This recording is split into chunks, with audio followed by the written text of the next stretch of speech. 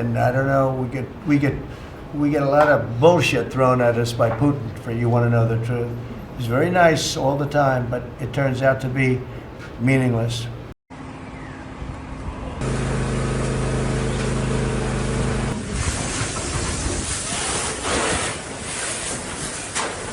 Ketegangan Rusia-Ukraina kembali meningkat tajam. Dalam semalam, Rusia menghujani Ukraina dengan ratusan rudal dan drone. Gempuran ini terjadi tak lama usai Presiden AS Donald Trump secara terbuka mengecam Presiden Rusia Vladimir Putin yang dinilai tak serius mengejar perdamaian. Alih-alih menunjukkan itikat damai, Putin memilih mengobarkan perang lebih besar. Simak selengkapnya dalam video berikut.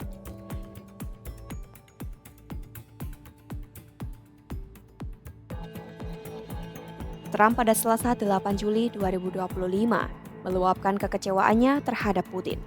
Menurutnya selama ini Putin terlihat baik, namun ternyata hanya omong kosong. Putin memang berulang kali mencoba bersikap baik kepada Amerika. Ia pernah menawarkan kerjasama ekonomi seperti tambang tanah jarang dan saham gas untuk Eropa. Putin juga menawarkan dirinya sebagai penengah di Timur Tengah, meskipun saat itu Amerika sedang siap-siap menyerang Iran yang merupakan sekutu Rusia. Tak hanya itu, Putin pun pernah melontarkan pujian untuk Trump. Namun yang tak pernah dilakukan Putin adalah memberikan konsesi nyata terkait Ukraina. Dalam konferensi pers di Belarus pada 27 Juni 2025, Putin mengakui rasa frustrasi Trump dan mengatakan bahwa menyelesaikan perang Ukraina memang tak mudah. Trump pun seolah sudah jengah dengan sikap yang ditunjukkan Putin, hingga akhirnya memutuskan untuk memasok senjata ke Ukraina. We want to put defensive weapons because Putin is not treating human beings right. He's killing too many people. So we're sending some defensive weapons to Ukraine, and I've approved that. So who ordered the pause last week? I don't know. What did you tell me? I think that's a question for the Go Pentagon. ahead. That was a war that should have never happened, and a lot of people are dying, and it should end. And I don't know. We get a lot of bullshit thrown at us by Putin for you want to know the truth. He's very nice all the time, but it turns out to be meaningless. Putin pun menunjukkan sikap tak gentar terhadap pernyataan Trump. Ia justru meningkatkan intensitas serangan di Ukraina. Peneliti senior di Carnegie Russia Eurasia Center, Tatiana Stanovaya, menyatakan Putin tidak akan mengorbankan tujuan utamanya di Ukraina hanya demi memperbaiki hubungan dengan Trump. Padahal sebelumnya, banyak pihak memperkirakan pendekatan lunak Trump terhadap Moskwa akan membuka peluang perdamaian. Trump bahkan sempat berjanji di masa kampanye untuk mengakhiri perang dalam 24 jam. Simpatik Trump terhadap Putin sempat menumbuhkan harapan di kalangan masyarakat Rusia. Mereka membayangkan akan ada pelonggaran sanksi, masuknya investasi barat, kesepakatan senjata, dan perubahan geopolitik yang menguntungkan Rusia. Gencatan senjata yang memungkinkan Rusia mempertahankan wilayah yang direbut dipandang sebagai hasil realistis. Namun kenyataannya, Putin menginginkan lebih dari itu. Menurut sumber yang dekat dengan Kremlin, Putin yakin militer Rusia di medan perang semakin kuat dan pertahanan Ukraina berpotensi runtuh dalam beberapa bulan mendatang. Sumber tersebut menilai Putin memandang pertempuran saat ini tidak bisa dihentikan tanpa konsesi besar dari Ukraina. Meski begitu, juru bicara Kremlin Dmitry Peskov merespons pernyataan Trump dengan tenang. Ia menyatakan Moskwa tetap ingin melanjutkan dialog dengan Washington untuk memperbaiki hubungan bilateral. Peskov juga menilai gaya bicara Trump memang terkenal keras, sehingga komentar itu tidak diambil secara pribadi. Знаете, мы достаточно спокойно к этому относимся. У Трампа в целом достаточно жесткая стилистика о том, какие фразы он использует и так далее. Мы рассчитываем продолжать наш диалог с Вашингтоном и нашу линию на починку изрядно поломанных двусторонних отношений. Menurut dua orang dekat Kremlin, Putin telah bersiap menghadapi kemungkinan habisnya kesabaran Trump. Mereka menyebut Putin sadar Trump bisa saja akhirnya menjatuhkan sanksi baru, meski dalam 6 bulan pertama pemerintahannya hal itu belum terjadi. Peneliti Stanovaya menilai Putin sangat menjunjung tinggi hubungan pribadinya dengan Trump. Hubungan itu dianggap sebagai investasi politik yang bernilai baginya. Namun di saat yang sama, Putin tidak pernah berharap terlalu tinggi terhadap arah kebijakan Amerika. Para pemimpin Rusia sudah terbiasa untuk selalu siap menghadapi skenario terburuk dari Washington. Sejauh ini ancaman sanksi dari Trump belum membuahkan hasil dan dukungan militer dari Barat juga belum cukup untuk mengubah situasi di lapangan. Salah satu sumber Kremlin menyebut Putin masih berharap bisa membuat kesepakatan keringanan sanksi dengan Trump ketika nanti ia merasa siap untuk mengakhiri perang. Pakar Rusia dari Dewan Hubungan Luar Negeri Jerman, Stefan Meister, mengatakan Putin adalah orang yang rasional.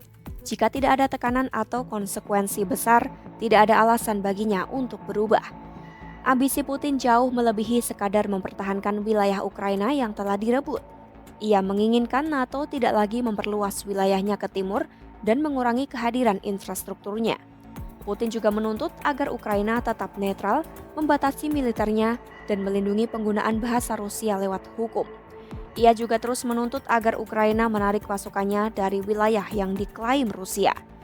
Hal ini membuat frustrasi pihak AS karena mereka berharap Putin akan menyetujui gencatan senjata berdasarkan garis depan yang ada saat ini. Meski demikian, dua sumber Kremlin menyebut Putin merasa puas dengan komunikasi yang terjalin dengan Trump sepanjang tahun. Pembicaraan tersebut menjadi capaian besar bagi Rusia setelah 3 tahun mengalami isolasi diplomatik di masa pemerintahan Biden. Namun Trump menolak untuk memisahkan proses perbaikan hubungan AS-Rusia dari penyelesaian konflik Ukraina. Ia juga belum menawarkan bentuk diplomasi yang bisa memberi Rusia kemenangan strategis seperti yang diinginkan Putin. Stanovaya menyimpulkan jika Trump bersedia dan mampu memberikan segalanya, termasuk konsesi terkait NATO, senjata, dan infrastruktur, maka Putin bisa jadi akan lebih fleksibel terhadap isu Ukraina. Namun saat ini, kemungkinan itu belum tampak.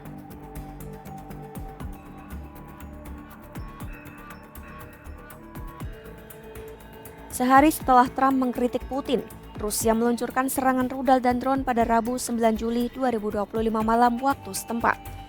Militer Ukraina melaporkan Rusia meluncurkan 728 drone peledak dan umpan, sebuah rekor baru, melebihi angka sebelumnya yang berjumlah 539.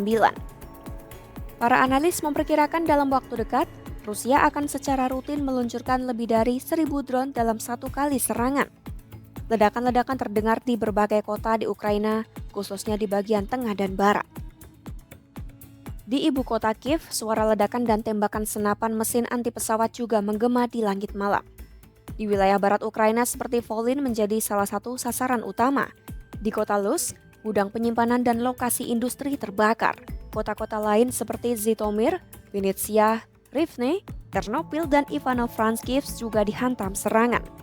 Walaupun tidak ada korban jiwa yang dilaporkan, kerusakan infrastruktur terjadi di banyak tempat. Meski pejabat Ukraina tidak memaparkan secara detail target militer yang diserang, analisis menunjukkan Rusia cenderung menyasar titik persimpangan logistik dan penyimpanan senjata dari Polandia. Beberapa lapangan terbang dekat Zhytomyr dan Vinnytsia juga diduga menjadi target.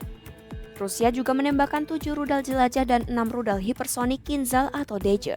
Rudal Kinzhal merupakan senjata strategis penting bagi Moskwa yang hanya bisa dihadang oleh sistem pertahanan udara Patriot milik AS yang dimiliki Ukraina. Bagi Ukraina, rudal Patriot menjadi garis pertahanan terakhir melawan serangan Rusia. Mereka masih sangat mengandalkan suplai senjata dari AS, khususnya sistem pertahanan canggih yang belum dimiliki oleh Eropa. Ukraina selama ini menerima dukungan militer dari Amerika melalui 2 skema. Yang pertama, menarik stok senjata lama dari gudang AS. Yang kedua, membeli senjata baru dari produsen Amerika melalui dana Pentagon. Kedua skema itu disepakati saat era Biden. Serangan terbaru Rusia terjadi tak lama setelah Trump mengubah sikapnya terhadap bantuan militer untuk Ukraina. Saat mengecam Putin, Trump juga sekaligus mengumumkan akan melanjutkan pengiriman senjata yang sebelumnya dihentikan. Keputusan itu diambil karena Ukraina semakin terdesak oleh serangan Rusia. Pejabat AS mengatakan penghentian sementara pengiriman senjata dilakukan untuk melakukan evaluasi terhadap kesiapan militer AS secara global.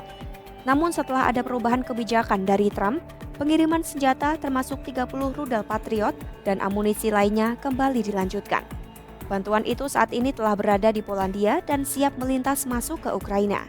Seorang pejabat militer AS mengonfirmasi sebagian pengiriman sudah kembali dikirim, meski belum ada rincian jumlah atau jenis amunisi yang dikirimkan.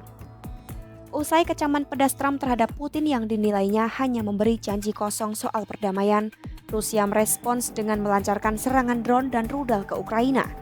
Serangan ini menegaskan hubungan pribadi kedua pemimpin tak mampu meredam ambisi militer Moskwa di Ukraina. Putin tetap teguh pada tujuannya meski harus mengabaikan tekanan dari Washington. Pantau terus perkembangannya hanya di YouTube Kompas.com.